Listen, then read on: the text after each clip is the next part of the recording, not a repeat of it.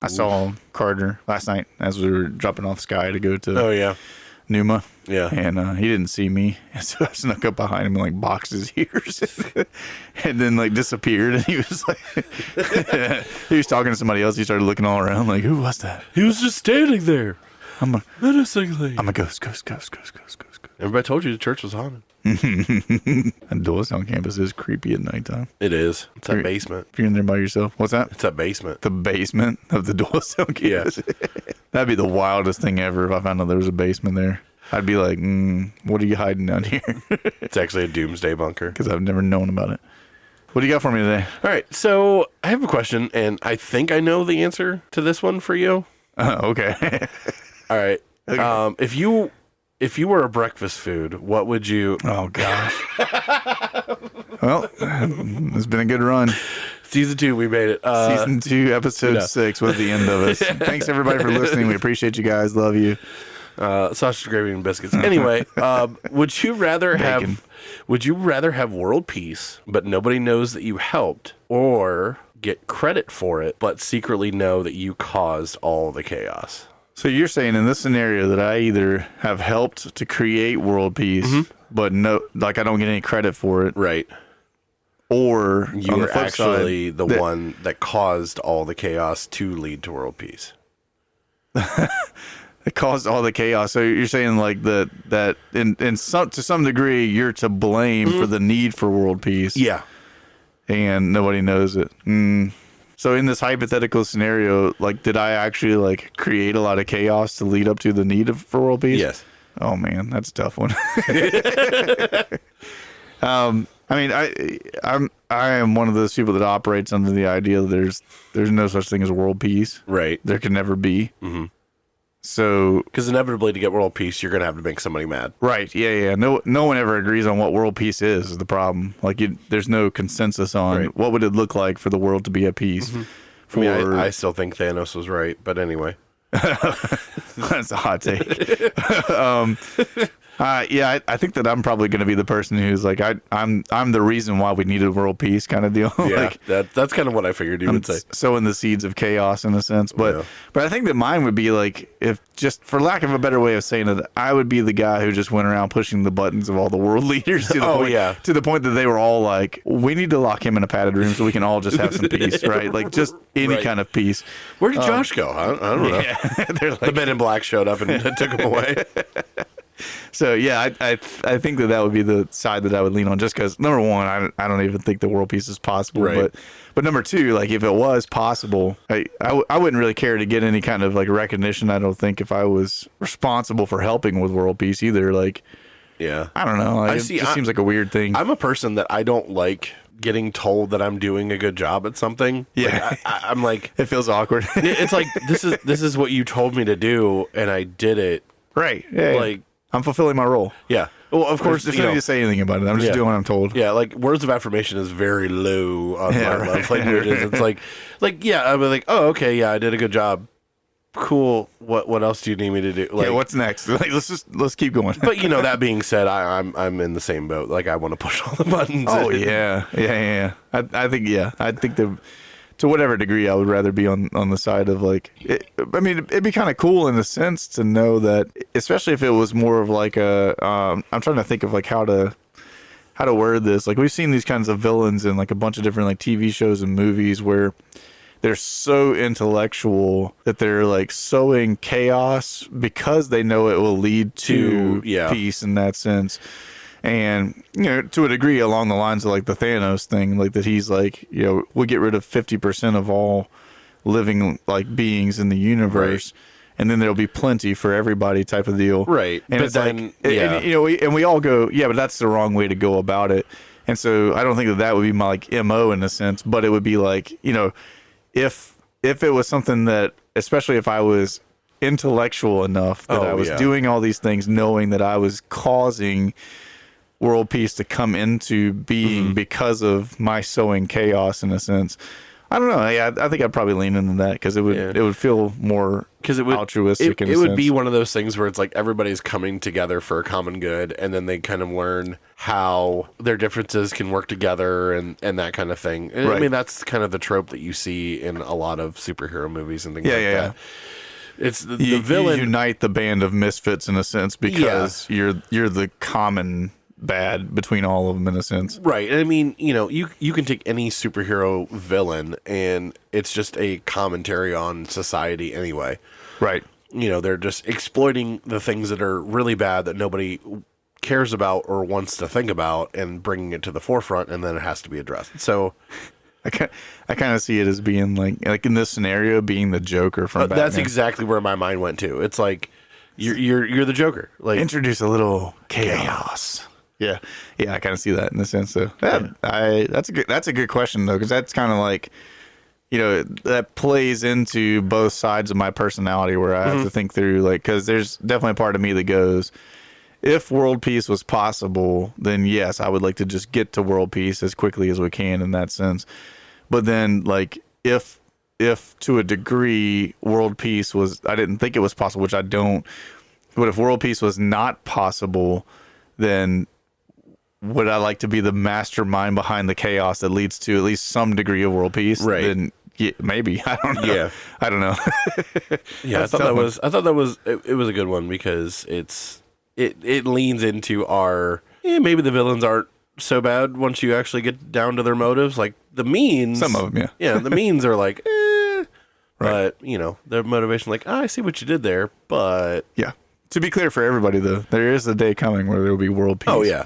But it's only when Jesus comes back. So yeah, and then in that aspect, then if you were the one that brokered world peace, wouldn't you be the Antichrist? Yeah, that's true. Yep, that's very true. So yeah, so in our real world context, no, chaos. I want to be the one who doesn't get any credit for bringing about world peace, but was instrumental in that. Right. But in a false world context, I want to be the Joker. Oh yeah, of course. Don't we all? Yeah. So, all right, let's kick this thing off. Good morning, Josh. Good morning, Josh. Recognize me? No? Well, I'm Josh. I got suspended from school because of Josh. You're going to be there with me in every way imaginable, Josh. Josh is truly in a trance, yes. I went to high school with Josh, and I can tell you right now, he's a terrific kisser. Hi, I'm Josh. Josh, these are people's jobs we're talking about, Josh. Josh walking in the door wasn't even close. Josh, you are a muffin-snuggling pirate puncher. Josh is a good guy. We can talk to him. Please welcome Joshua. Josh.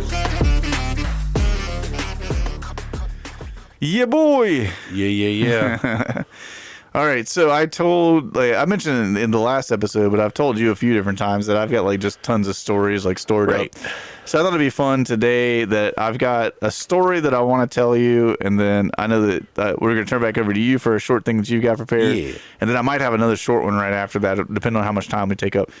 But this was one that I came across recently, and this is a true story, and it's one that I was just like, I fell in love with this story. I just love. You'll know why when we get into it and stuff. So, and this is not like for everybody out there that's listening. So, sorry, this is not the Peanut Butter Bandit or something along those lines. This is not one of our Florida Man stories. It's not a funny one. This is a true story of something truly amazing, in my opinion, that happened. So, in 2012, so not terribly long ago, this is the year of my daughter's birth.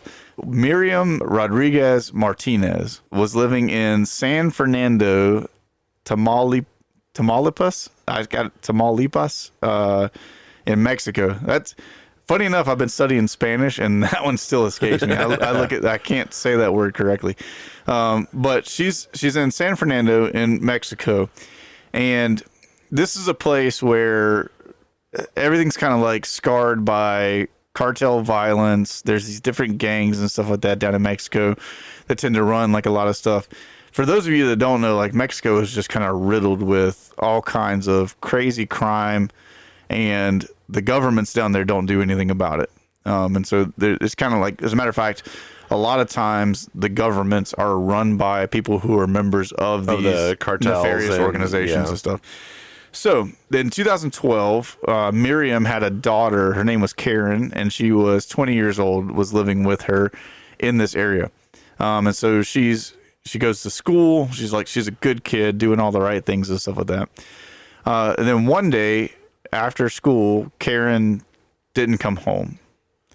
And you could probably guess where this is going. Karen was kidnapped by one of these gang, like, cartel members. So the first thing that happens, right? Like, so the way that this typically goes down is in Mexico. I don't know if you've ever seen Man on Fire. Oh, yeah. Phenomenal movie. If you're out there and you're over the age of 13, highly recommend it. But it's not for the faint of heart either. There's some stuff in there that's kind of tough to watch and stuff like that in a lot of ways. So I just kind of warn against, like, if you're a parent and you've got kids, you watch it first without them, make the discretionary call, that kind of deal. But that movie puts on display a lot of the stuff that's dealing with these kind of criminal organizations, in a sense, right? That they're in that movie, in Man on Fire. There's a little girl who gets kidnapped, and it's all about the story of Denzel Washington plays her bodyguard, who goes on a mission to recover her, basically. Yeah, right? aren't her parents ambassadors or something in Mexico? So like her dad is like a profile. bigwig guy. Yeah, like I don't remember exactly what his or an station executive was or something like that. But he's a big name guy, and so she gets kidnapped to hold for ransom, basically. And so that's the MO. Like these guys will kidnap kids and young people all across Mexico, and they will hold them and then contact their parents and say, unless you pay us X amount of money by this time and stuff like that, we're going to kill your kid. And so the same thing happens for Miriam. Karen gets kidnapped, and within like a short amount of time, she starts getting phone calls with demands and threats. And so Miriam, being a mom, like a good mom, she starts doing everything she can. She pays as much money as she can on the times when they're saying that she needs to pay. She pleads with them for the life of her daughter and stuff. She follows all their instructions. Like, she's doing everything kind of by the book for them, in a sense, because she just thought, like, if I do everything right, I'm going to get my daughter back. Like, right. And that's how all these parents in Mexico are operating, is they're like, the only recourse that I have right now is to do what these kidnappers are telling me so that I can potentially get my kid back. Right. That's the goal. Unfortunately for Miriam, she was wrong about that. Ugh. Months later, after all this began, after Karen was kidnapped and stuff, Miriam learns the truth that Karen was actually murdered shortly after her abduction. So she was, within a very short amount of time from the time they took her, she was killed. But they kept contacting Miriam, of course, saying, we need you to pay us all this kind of stuff, right?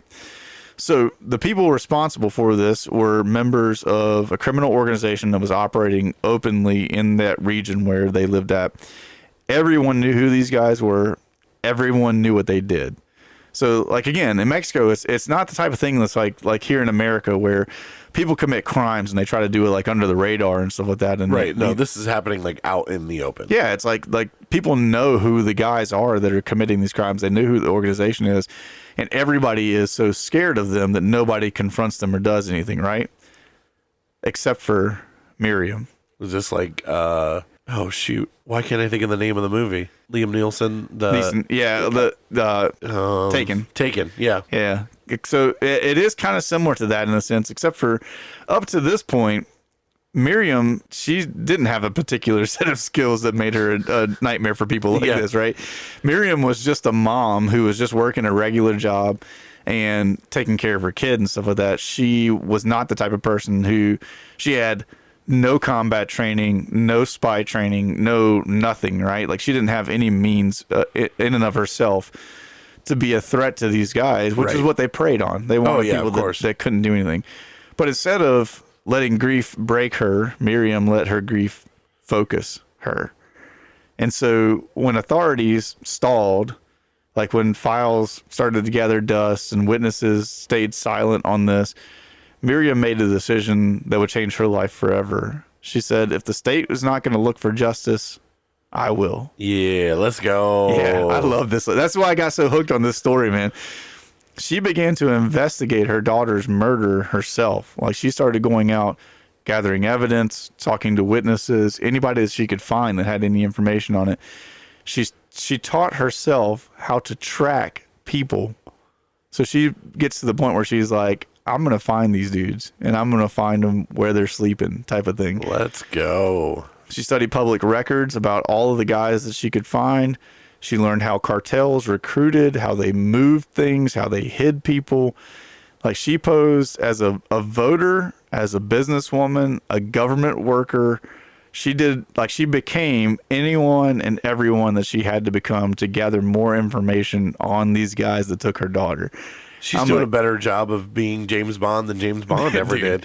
It's crazy. She went door to door, like in neighborhoods, knocking and asking people about all these things.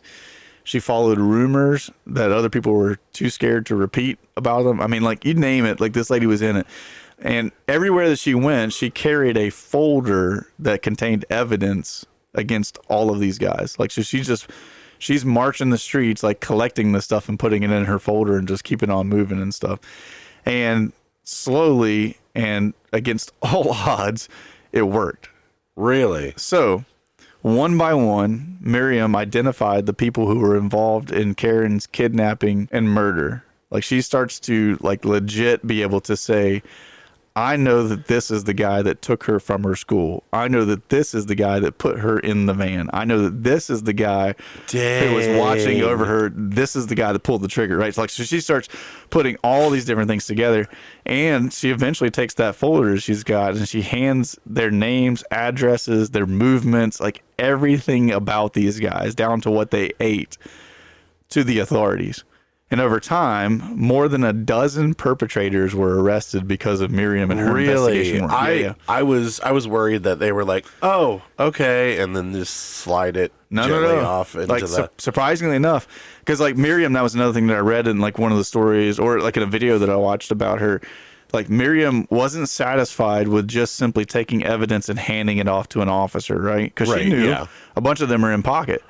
And so she was like, no, I want to go to the very top. She would sit down with guys who were the highest ranking that she could find in any organization after she had vouched for them.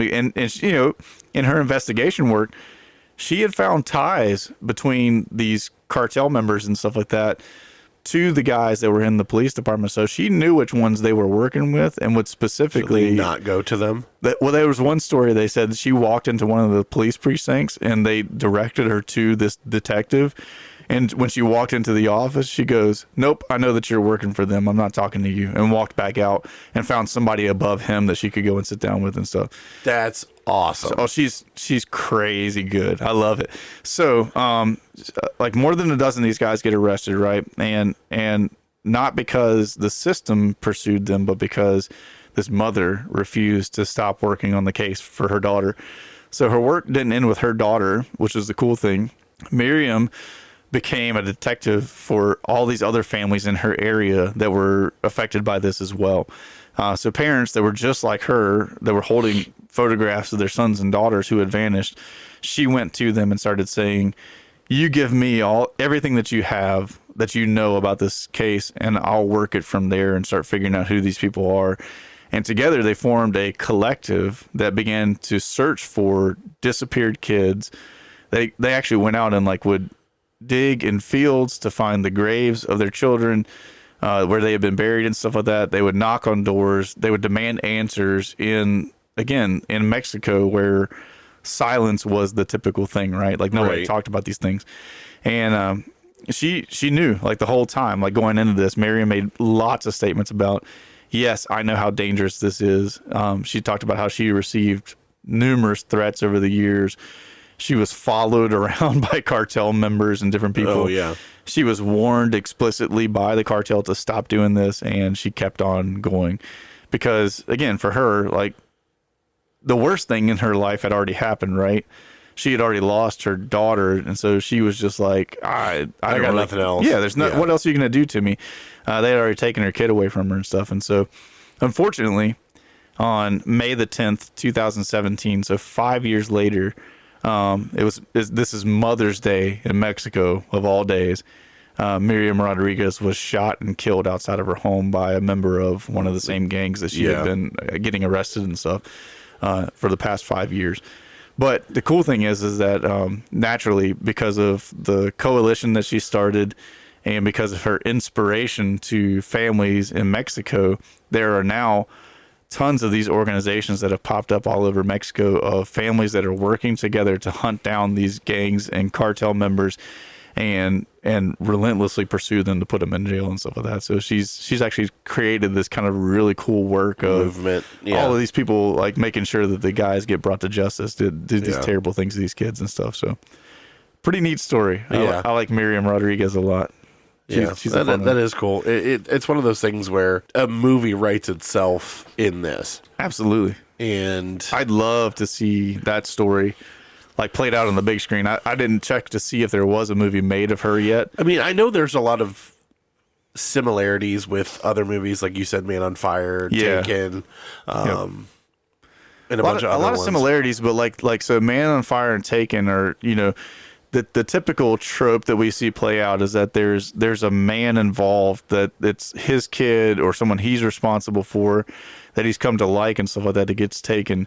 But it's never like a female protagonist. Well, and and the guys are always like capable of killing people, ex-military, ex-special forces, those kind of things. They have all these like different skills and stuff like that.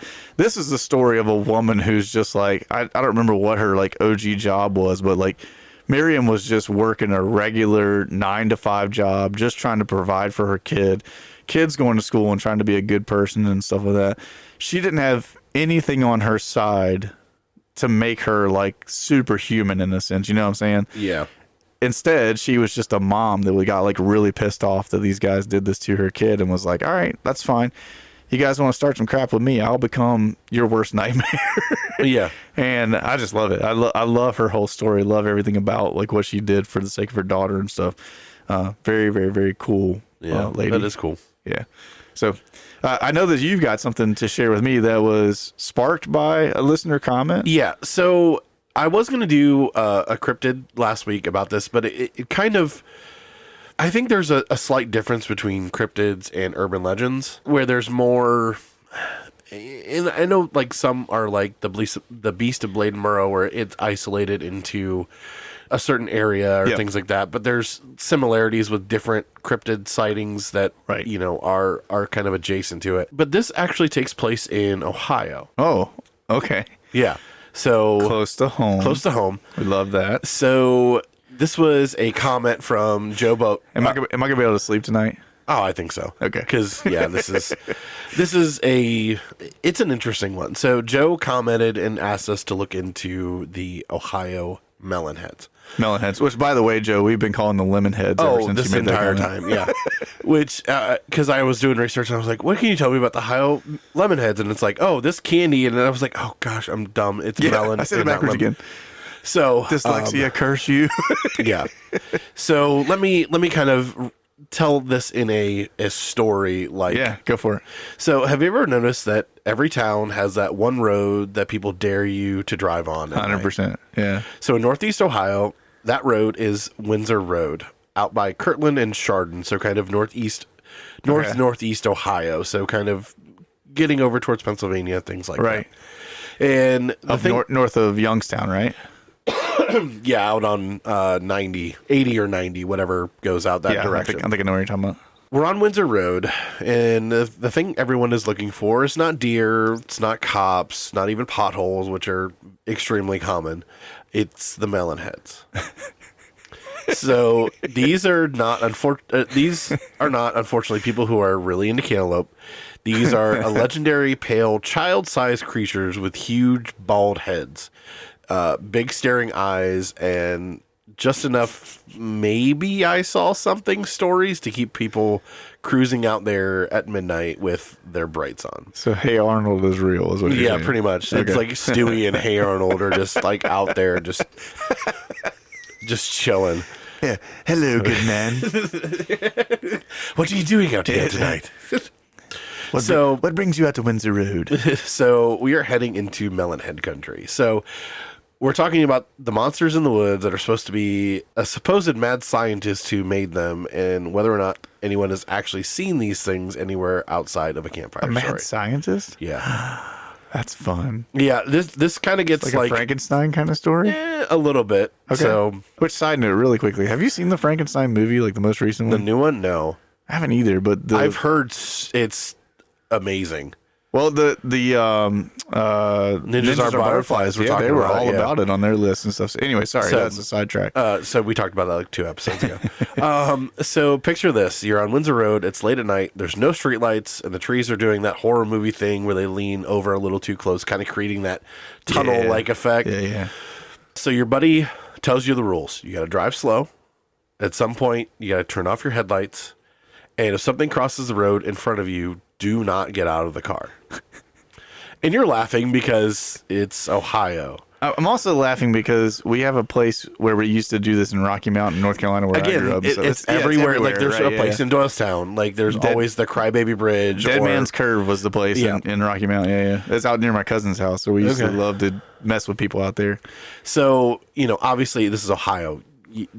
What are you going to see in Ohio? I mean, the scariest thing you usually could see is a raccoon with godlike confidence or a guy in shorts in January, which that was Mason yesterday getting dropped off to Numa. He was the kid in the sweatshirt and shorts. Yeah. So then you see it. Something small darts across the beam.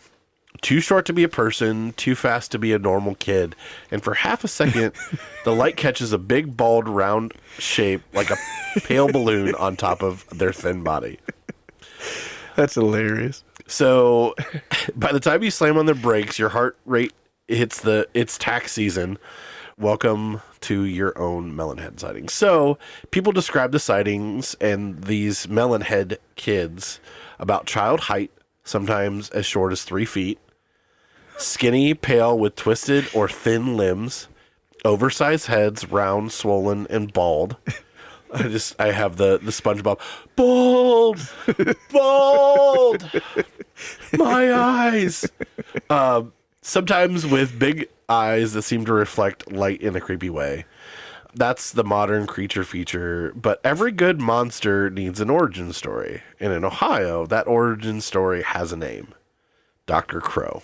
Dr. Crow? Yes. Okay. So enter Dr. Crow. So who is Dr. Crow supposed to be? According to the legend, he was a reclusive doctor or scientist who lived in a house buried in the woods near Kirtland, not far from Windsor Road. Crow wasn't actually his name. He was just trying to invent something to scare away the crows in the field. And These are his awful attempts at scarecrows. Scarecrows.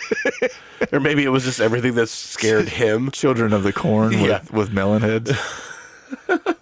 That's hilarious. Some versions call it a house. Some call it an orphanage. Some say, it was basically a DIY asylum with absolutely zero building codes. So the story goes like this. Orphanage. Yeah. That's hilarious. So Dr. Crow gets custody of a group of children, don't know why, usually described as unwanted, abandoned orphans that nobody else would take. What year is this? I think in looking at it, it was like the 70s. Okay. So it's at least far enough back that the plausibility of children not being tracked completely is within reason. Okay. That's all I was curious about. Yeah, I think it's like the 70s. It's like 2015. It's like, guys, we have ways to keep track of children at that point in time. Come on. These kids either already have a mental condition or often named as hydrocephalus, which can be enough to cause enlarged head. So it is that's documented. People have traditionally used the term waterhead as like it's kind of a derogatory way to say that and stuff in a sense. So kids don't call anybody that. That's a bad name. But that is kind of because I've heard in the South growing up, you would hear people kind of like if you did something stupid, they would jokingly call you a waterhead or something like that, right? So in darker versions, they start out completely normal, and Dr. Crow is the reason they end up deformed. So that's your kind of Dr. Frankenstein. Yeah, Frankenstein's monster type of deal. Hydrocephalus is a very rare condition, by the way. It's a buildup of fluid around the brain that especially historically, before good treatment, could cause a visibly enlarged skull. So the legend traps something medically real and kind of ramps it up to way past ethical into like horror movie territory. Yeah. In the cruelest tellings, Crow really isn't quote-unquote treating anyone. He's experimenting, injecting fluids into their head, drilling, doing crude surgeries in a basement lab, shaving their scalps so he can work, and keeping them locked away from the outside world. So that's kind of where the whole... So no matter what, Crow sounds really bad. He's a real great guy. Yeah. Injecting fluids into their head. Gosh. Right. So that makes me just hurt in all kinds of places. So he becomes the archetypal... Archetypal. Yep. Mad doctor, isolated, surrounded by medical junk, no oversight, and absolutely no HR department. Like, this is, we're well beyond that. So imagine being one of the kids in the story. You don't go outside. You live in a dim, cluttered basement. The only adult you see is a guy in a stained lab coat. So basically, the horror. To see where this differs from my real life. It has all the horror elements: restraint, metal caps, braces on your head, injections you don't understand, being treated more like a test animal than a child. Jeez Louise. So you get the sense that the kids are not kids. They're not going to school. They're not seeing neighbors. They're basically just isolated. I didn't expect myself to be sad for the Melon Heads. Right. So every good horror legend needs a breaking point. Mm-hmm. And in the Dr. Crow story, it becomes when the children finally snap. So one night something happens, different versions pick a different triggers. One child fights back during the experiment. They all rebel at once. An older child decides that we're done. Like, they use their giant heads to slam into them and beat them to death. Headbutting them repeatedly. So in the struggle, Dr. Crow is killed, sometimes using his own tools, sometimes more vague. He never made it out. Then comes the fire. The house or the lab goes up in flames. People talk about the blaze in the woods, smoke rising through the trees, and only a few shards remain of the foundation. Wow. Okay. So, it kind of has all of those horror movie tropes. Do we have any inclination as to how many children? No. There's no, definitive, it's just that urban legend-y type. Because every time somebody's seen one of these massive head kids run across the road, they just freak out and leave instead of sticking around and try to count them, which is the right response, by the way. Of course, not judging anybody. I'm just saying, I'm white, but I'm not that white. Right? Yeah. 1, 2. Stop moving. Yeah. They're so fast. I need a head count. Oh. I need a giant head count. Oh gosh. So once the kids become Melon Heads, the legend shifts gears from tragedy into creatures of the woods territory. So they're kind of on their own. They burn down the house, they burn down the lab, whatever, kill the doctor.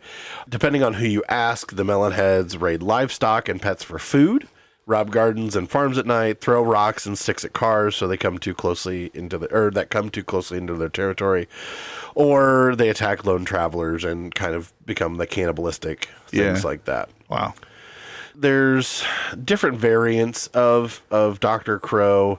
He's actually trying to help. He dives more into the horror aspect. Right. And then this is where it kind of goes into the urban legend territory. Local historians and skeptics researched have not found documented evidence of a Dr. Crow, spelled CROW, CRWE, KHRO, operating an orphanage. Every way you can imagine. Yeah. Operating an orphanage or secret institution in the exact area where the legend takes place. Official records of rural orphanage being burned down when missing children or escaped children matching the story. Medical or legal documents to back up the whole quote-unquote underground lab in the woods scenario. Yeah. The story spread through word of mouth, then local books, internet, retelling, and adjusting the details to kind of fit in there. Melon Heads are found alongside other regional cryptids and urban legends, right next to things like the Frogman, which we talked about. Which, could you imagine if that was an older child was actually the Frogman? When it grew up, it's hitchhike down to Loveland. It's the progression of you start out as a melon head, you become a frogman. And then you become a skunk ape after you grow up. That's the whole regional. And if you don't ever ascend to become the frogman, then you turn into the squonk. Yes, because you're just so sad. You just melt away. So we figured it all out, folks. You heard it here first. Yeah. So this is kind of where it leans into the urban legend territory, where there hasn't been any confirmed sightings of these, and there's no hard evidence that any Dr. Crow actually existed. No group of the large head children, anything like that. So there's no documented. So that kind of why you would think if there was a multitude of them together, that somebody at some point in time would have stumbled across some little camp, right? Yeah, where they're all exactly. like hiding out or something like that, or exactly. even that. Yeah, or the place where there would have been like charred remains of the orphanage and all that kind of stuff. There would have been some evidence of that if it was like a reality type of thing. Yes. This kind of leans into like, so that it's interesting in a sense because I know that you and I both listen to Haunted Cosmos, and in Haunted Cosmos they talk a lot about like this kind of psychological game that the forces of evil will play in a sense, and it kind of makes you wonder, like, you know, like, because like you said, every town in the whole world has something that's like close by that everybody's like, oh, well, don't drive there at night, don't turn your car off, don't do this. It's like all these little things, and it's like, is that like a kind of a play in a sense by, you know, demonic forces or whatever to keep us as people paranoid about the supernatural and simultaneously kind of scared in a lot of sense, you know? It's just interesting things to kind of think through in that sense. Because, like I said, we have out near my cousin's house where I grew up, there was Dead Man's Curve, which is literally just like a 90-degree bend in this little tiny side road. But on one side of it, like on the corner, like the inside corner of it is all woods, and the outside corner of it is all cornfield. And so when you drive up there at nighttime, as you're making that curve, you know, you're quite literally like 8 to 10 foot tall corn stalks on one side and then trees on the other. Right. And so you're kind of in this like little channel. It's very, very dark. You can't, there's no moonlight, no nothing makes it in there at nighttime and stuff like that. So it's super dark. And the whole legend is like that if you go in there and stop your car and turn it off, then if you sit there for a little bit, all of a sudden you'll start seeing things move in the cornfield.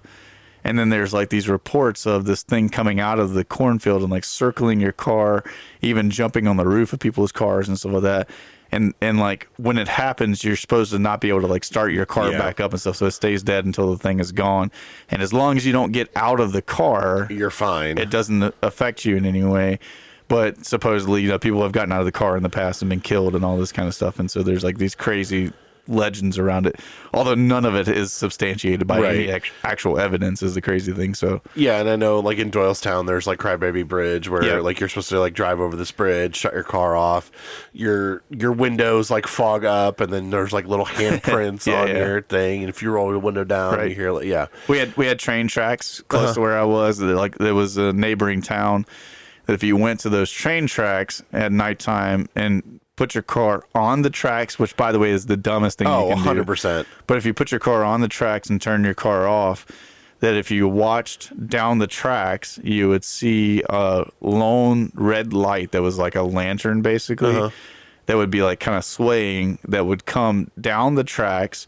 And people said that it would like kind of come, circle, or the same thing, like kind of circle the car, go over top of it. Some people said it even went inside the car with them, where they could see a red light in the car, and then it would like disappear down the tracks again and stuff. And, you know, same thing, your car won't start while it's there. All the same legends in a sense. And but like several people have had like really close calls with trains almost hitting their car because they're playing stupid games trying to see this thing and stuff. Play stupid games, win stupid prizes. Yeah, and I always, it was kind of like, what would be hilarious to a degree is if there's somebody who legit at nighttime, their favorite pastime is sitting up on a hill above where those train tracks were with a laser pointer, and they're just making the red light so that it goes down, goes inside of their cars and stuff like that, and then disappears down the track. And it's just some old man that like that's his hobby, is just messing with people so they keep this urban legend alive. Well, that like leans into, have you ever heard of ball lightning? Yes.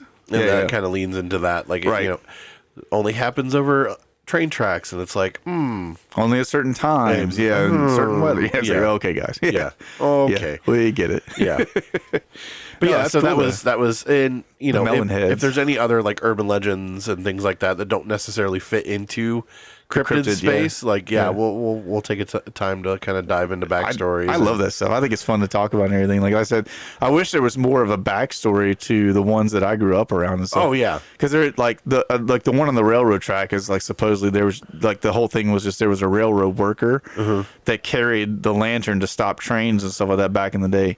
He got hit by a train and was killed, and so he just haunts the tracks. There's nothing more to it than that. Right.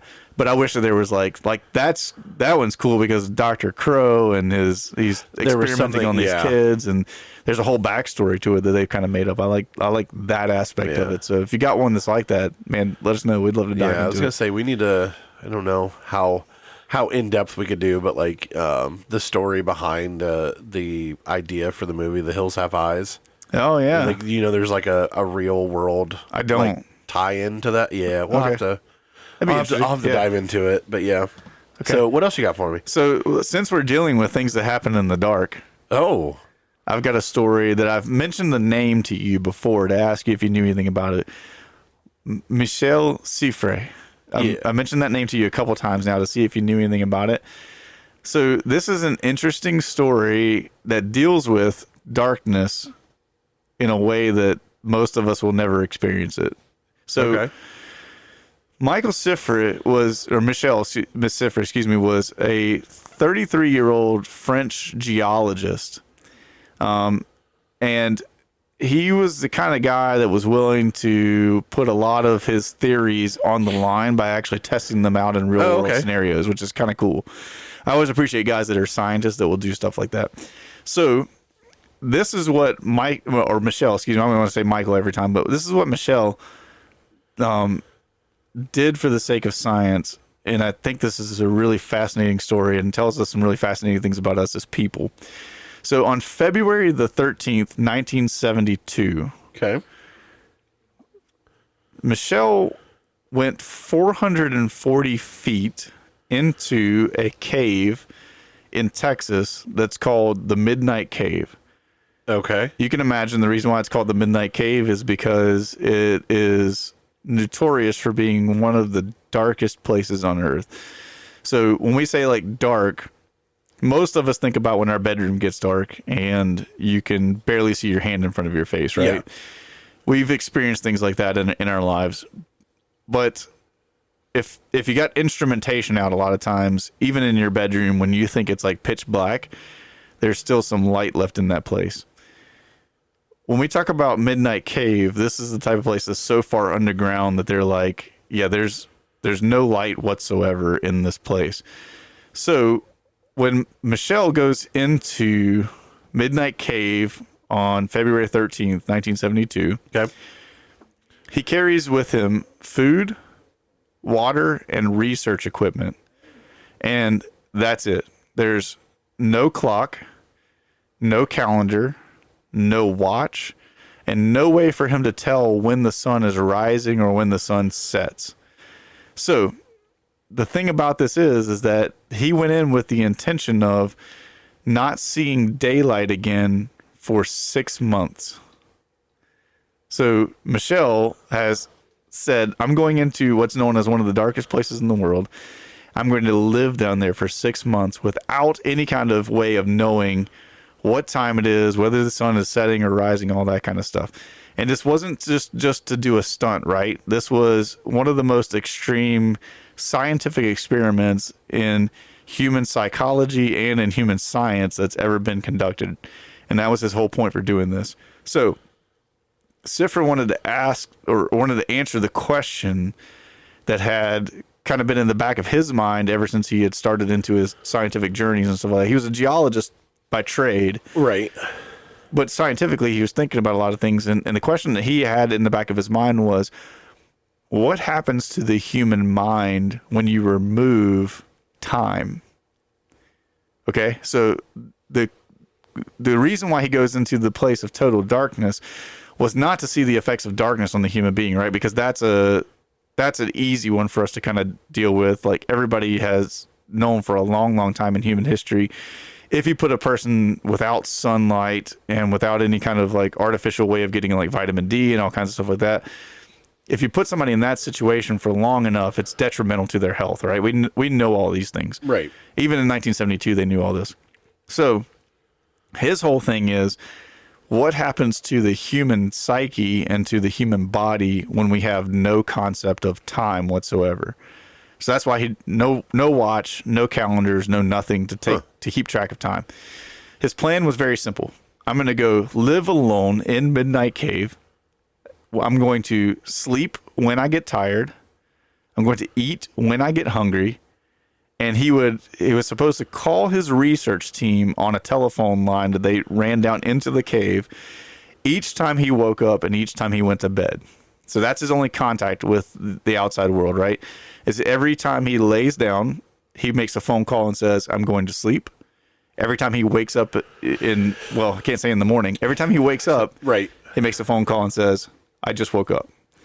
Now, they were supposed to, on the outside, record everything that Michel's doing, but they told him nothing. Like when he would make those phone calls, they would just simply say hello. He would say, I'm going to bed. They would say okay and hang up. When they answered again, hello, I just woke up. Okay, hang up. Right?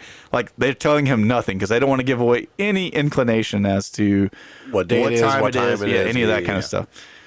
So they told him nothing while they were on the phone. At first, he tried to maintain a normal rhythm of life, right? Like, so that was Siffre's whole thing is like, as I'm going into this, I want to exist the same way I would exist on the outside world, but without knowing what time it is. Right. So, and the only difference in this was, we all have like set bedtimes, right? Like for me, I'm old now, so 9 p.m. rolls around and I'm thinking I got to go to sleep type of deal. And I usually wake up somewhere between 6 and 7 a.m. type of deal. So I have these kind of routines that I play into. Yeah. And so he's thinking like, I'm doing everything the normal way that I do it. The only difference is I'm just going to go to sleep when I get tired, wake up when I wake up, and I'm going to eat whenever I feel hungry enough to eat. But like no other regulations on things. I'm just going to keep my same pattern of doing life and stuff like that. So he's still working and like doing stuff because he has some light down there that he can work by and stuff. So he's still working, still doing exercise, still like all the normal things that we would do as human beings. He's doing within the confines of this cave with no way of knowing what time it is. And so I think it's fascinating, and you'll see like some weird things start to happen, right? So he's trying to maintain this normal rhythm, but something really off starts getting thrown into the mix of this. His internal clock begins to drift like within just a short amount of time, right? Like it doesn't take very long before he's now getting to the point where his full day began to actually start lasting about 36 hours. Really? Yeah. And then it got to the point where it was 40 hours long. Like his body completely abandoned Earth's 24-hour cycle. So you're talking like from time wake up to time to go to sleep was like between 36 and then 40 hours? Yeah. Interesting. Like the guy is lasting much longer in what he would consider to be a day, right? Like, so you can imagine the team, like, because, on average, if we sleep 8 hours a night, it's like 16 hours that we're awake. Right. And so they're rolling on 16-hour days, but they're going on like a whole day of being awake, sleeping, and then a whole another day of being awake before he is saying, okay, I'm going to bed. And they're probably just sitting there going like, this is crazy. Right, because I imagine they have somebody like monitoring the phone and stuff like 24 hours a day. Like somebody's always on shift. Yeah, they were on shifts. And so somebody's always ready to answer whenever he calls and says he's going to bed and waking up. But they notice that everything starts elongating to the point that it's like now he's on like almost a 2-day cycle, basically. So was there any like fail safes or anything, like if he didn't contact after a certain period of time? Okay. Yeah, so they had, I forget what it was. I did read something about that at some point in time they had like different things that if he didn't check in at within a certain amount of time for them, because he has no concept of what the time is. Yeah, But if if they didn't hear from him for a certain amount of time and stuff like that, then somebody would go into the cave and go try to figure out what was going on and stuff. So interestingly enough, like when he tried to count seconds, for instance, right? Because you know, I don't know if you're like me. I'm like one of those strange people that when I was in school, I would sit and watch the second hand on the clock and stuff like that, and I tried to get as good as I could at being able to like close my eyes and count seconds and open them back up and be right on the clock. Yeah. You know what I'm saying? So I was trying to figure out timing, and ever since I did that when I was younger, I'm not perfect by any means. I can't hold like a clock can, but for a short amount of time, I can count seconds pretty close on, right? Right. They were like, he just failed catastrophically. Like he couldn't count seconds. Well, I mean, if you think about it, when he's lasting, 36 hours, Yeah. if you in your brain think it's a 24-hour cycle, that time between seconds is going to be a lot longer. So the interesting thing though is that he was actually, yeah, you're right. So like his concept of time. So like what he would count as 2 minutes, saying that he's counting by seconds and counting to 2 minutes, was actually 5 minutes in the real world. Okay. And so he's actually like his counting is so slow in that respect that he sees time as something that's like way longer and all that kind of stuff. So time itself was no longer reliable for him for anything. Like weeks went into months of him being down in this cave, and he lost all sense of how long he'd been down there. He didn't have a clue. Like they said that he was like marking in like a journal what he thought were days, and in reality it's like weeks basically, like that he's losing in a sense. And so then the isolation began to kind of break him down and stuff, as you can imagine. He got depressed because of lack of vitamin D, lack of human interaction. He became obsessed with a mouse that he found in the cave.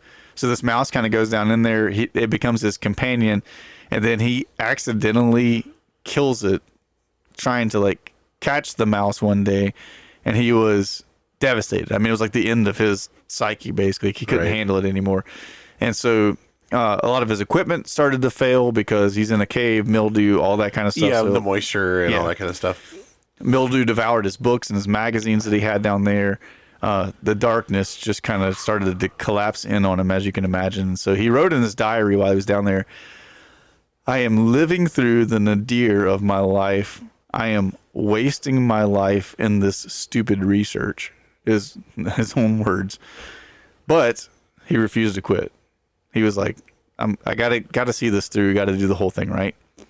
So when his team finally called him on September the 5th to tell him that the experiment was over, Siffre's mind melted and he was like stunned beyond all belief.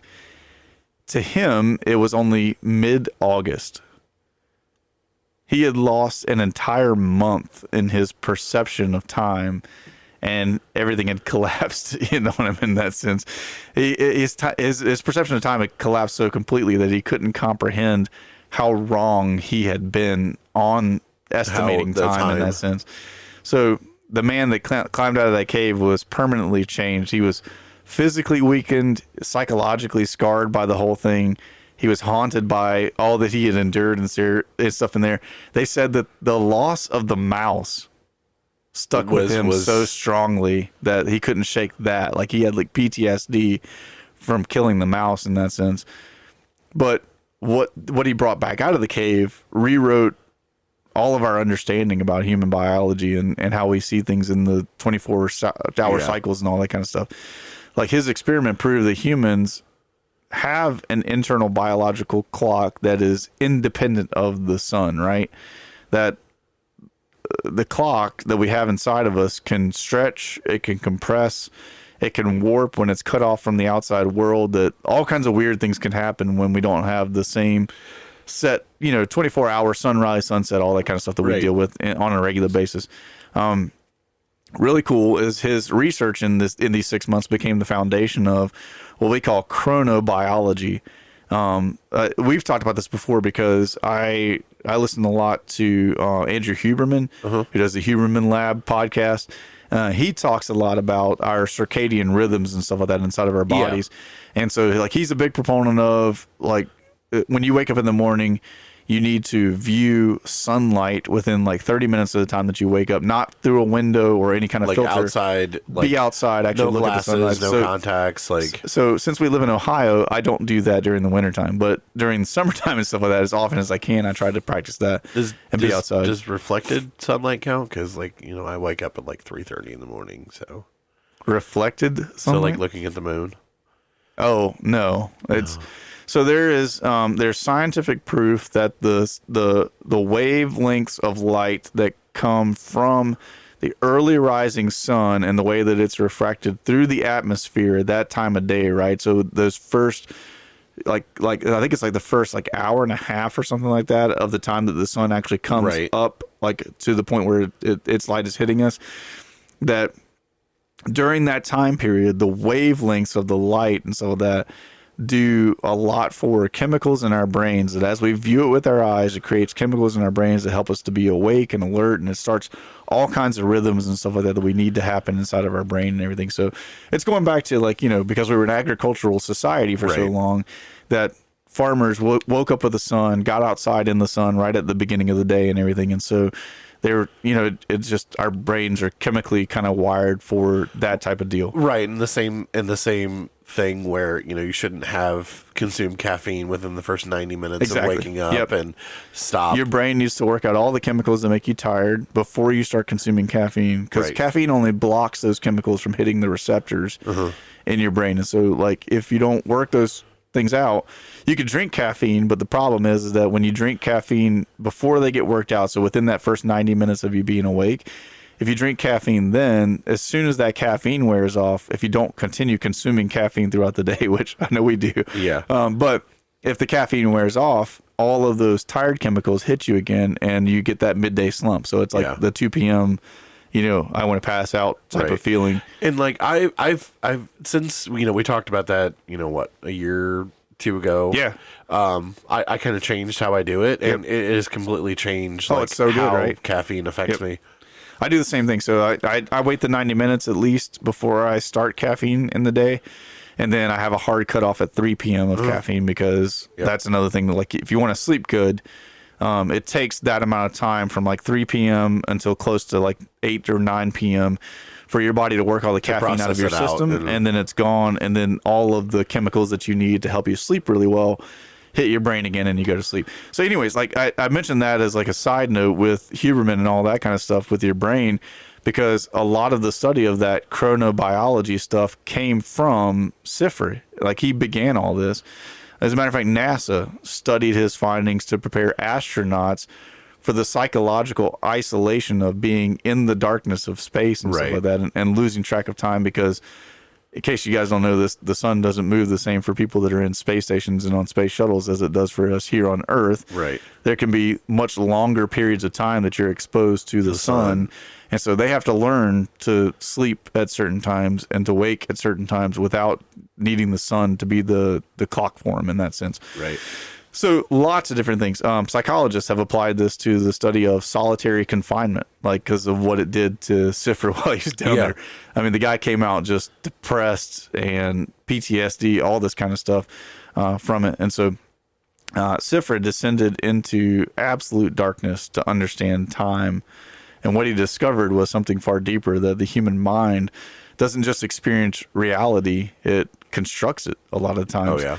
And so when you take away the anchors that keep that reality stable, the mind drifts into territories that we weren't meant to explore. Yeah, and it's one of those things where, like, if I, like, start thinking about things and it like, sends me down a spiral of, like, the brain named itself. And it's, like, one of those things where it's, like, all this stuff and, like... Right. So this just further proves that time is a construct. Time is a construct, that's for sure. And, well, I mean, we know that time is a construct because as we read in Scripture, right? Yeah. It's like God instituted time as a part of creation. Right, yeah. And so we know for a fact that it's a construct. But, like, even beyond the construct side of it and stuff like that is just, like, to think through, like you said, a lot of times I think that we get into our own heads so much and make up so much about reality around us. When in reality, that's not the way that things actually are, right? Oh, yeah. I mean, it's like we love to kind of project our own reality that Our we made up version of inside of our reality, brain onto yeah. the world around us.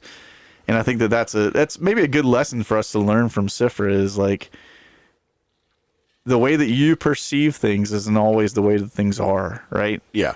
Like Siffre in this context, he perceived, number one, that time was moving much slower than it actually was. He perceived that a mouse was the most important thing in his world. And when he killed that thing, it spiraled him out, right? Like in a lot of ways. It just shows you that like we as human beings are really good at manipulating our perception of the world around us and then projecting our manipulation of that world into the world to try to make it a reality. When was this done? 1972. I wonder if this had any influence on how they did the movie Castaway. I don't know. Because I mean, it sounds very, very similar, except for the darkness. But like the solitude part of it. I mean, I don't think I'll ever go back and watch Castaway. Wilson is the mouse in that sense. Yeah. And then when he loses him, he gets mad at him and throws him, and then he's like completely devastated because that was his only form of. He quote unquote killed Wilson in that sense. Yeah. And it's one of those things where, you know, again, like I watched it once and that was enough because I mean. It's hard to watch. Oh, I think I've seen Castaway like 5 or 6 times. It's hard to watch because you have to be okay with just no dialogue. Yeah. Yep. And it's one of those things where it's like, okay, well, this really is what it means to be isolated. Like even watching that movie. I'm laughing because Brooke laughs at me when there's like certain things that I do in life that I reenact that scene where he's like, I am man, I have made fire. Yeah. I'll do that like whenever I like accomplish something like I am man, I have made bed. That kind of stuff. So but it is funny though how some people can't handle silence and quiet moments. Oh yeah. Like they have to fill that silence with noise. Mm-hmm. Like cuz there's a few people that I've worked with where like if you're asking me a question and asking me to look into something, let me look into it before you start like projecting answers, dialogue and things like that. It's like I need quiet. Yeah, I need to be in peace and to be able to study this subject that you've given to me.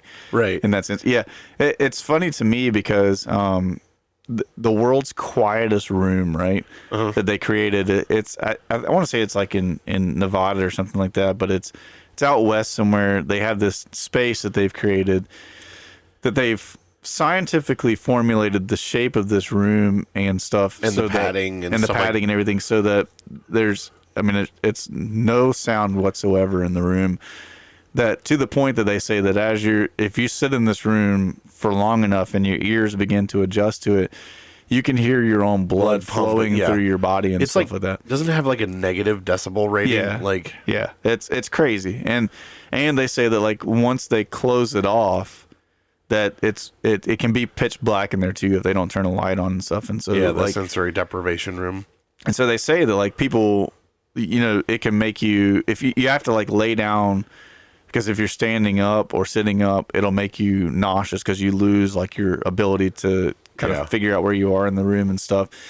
And there's all kinds of like weird little things about it. But it's very interesting to me because like they were offering at one point in time like $1 million to anybody who could stay in there for longer than like, it was a short amount of time, like an hour. Yeah, I want to say an hour, I think is what I heard. Something like that. And I'm like, I don't want to sound cocky. I mean, because I want to try it. I would at least give it the old college try because I think that I could stay in there for longer than an hour. I think if for nothing else, my like mind's fascination with it would drive me to be in there for a long time. Yeah. Like I mean, I would be curious to know if anybody who's tried it out was a believer or not, because for me, I would be like, I don't know. I think there would be a cool ability to just like to pray with a focus that I've never had before, because there's literally nothing else in there to distract me. I'm literally sitting in like the most perfect silence in pitch blackness. Right. Like, I think it would be fun and cool to kind of get to experience that and stuff. And so I have this whole mentality about, like, I legitimately, especially if they're still offering the $1 million. Yeah. Dude, give me a shot. I promise you that I can last at least an hour in there. But yeah, that's maybe something our road manager could figure out. yeah. That's my wife, by the way, for everybody. She's already asked us for a list of places that we want to go visit this year. And speaking stuff, of which, we are going to try to kind of branch out and do what we did with the Loveland Frogman Festival and the horseshoe crab, and kind of go visit those different things that we've talked about in season 1. And we got some like large things that are close to us that we want to go visit. The ones that we talked about. Yeah. And so we are still planning on doing some of that. Like we kind of lost sight of it because life got busy and all that good stuff in the previous season, but. We'll try to get some of those covered for sure. Yeah. Get some supplemental things out and kind of bolster the other platforms that we have. Yep. That'd be cool. So, hey, real quick, I'm just going to make it super simple today. We have a link tree. You guys have heard us talk about it before. Do the things. It's in our show notes. It's in all of our social media posts. Go find it. Click on it. Do all the things. Like, comment, subscribe, whatever you got to do. We would greatly appreciate it. Help us to get the word out about our small little podcast here. And we look forward to seeing more people come and join us and listen in on these episodes. Again, we're only 6 episodes into this season, so it's a great time to catch up on a short backlog for this season and then kind of, listen to the other 52 episodes total that we have for last year. Yeah, and if you're jumping in, this is your first episode listening to, like Josh just said, we now have 58 episodes plus a couple of extra bonus ones that we did that you can go back and listen to if you want to do that as well. We would appreciate it. Otherwise, we hope that you guys have an awesome week this week. We look forward to seeing you guys in episode 7 of season 2 next time, and we will catch you very soon. Love you. Bye.